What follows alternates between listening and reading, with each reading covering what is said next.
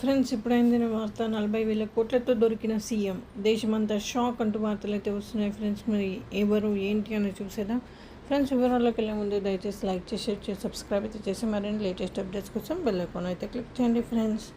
అయితే ఎన్ఆర్ రమేష్ ఆరోపణల ప్రకారం బీబీఎంపీ పరిధిలో ఘన వ్యర్థాల నిర్వహణ contract rummy infrastructure private limited company ప్రభుత్వం అప్పగించింది. అయితే టెండరింగ్ నియమాలను పాటించకుండా ముందస్తు ఒప్పందంలో భాగంగా 25 ఏళ్ల పాటు ఈ పనులను సదరు కంపెనీకి ప్రభుత్వం అప్పగించిందని రమేష్ ఆరోపించారు.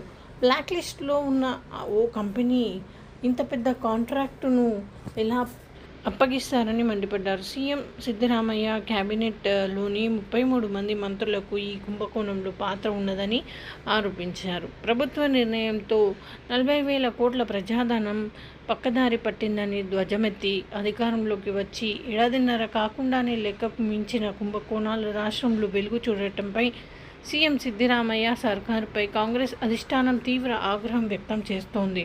అయితే విశ్వసనీయ సమాచారం ఇది. ముఖ్యంగా వక్ఫ్ భూములను సంబంధించి హౌసింగ్ శాఖ మంత్రి బిజెడ్ జమీర్ అహ్మద్ ఖాన్ ఎక్సైజ్ శాఖలో అధికారుల బదిలీలు, షాపుల లైసెన్సులు జారీకి భారీగా వసూళ్లకు తెగబడినట్టు ఆరోపణలు ఎదుర్కొంటున్న ఆ శాఖ మంత్రి ఆర్బీ తిమ్మాపూర్ బెలగాని తహసీల్దార్ కార్యాలయంలో ఉద్యోగి మరణంలో మహిళా మంత్రి లక్ష్మీ హెబ్బాల్కర్ అనుచరుడి పాత్రపై వార్తలు రావడం వెరసి ఆయా మంత్రులపై కాంగ్రెస్ పెద్దలు గుర్రుగా ఉన్నట్టు సంబంధిత వర్గాలు ద్వారా తెలిసింది. సో ఇది ఫ్రెండ్స్, ఈ విధంగా వార్తలు అయితే వస్తున్నాయి. Thanks for watching.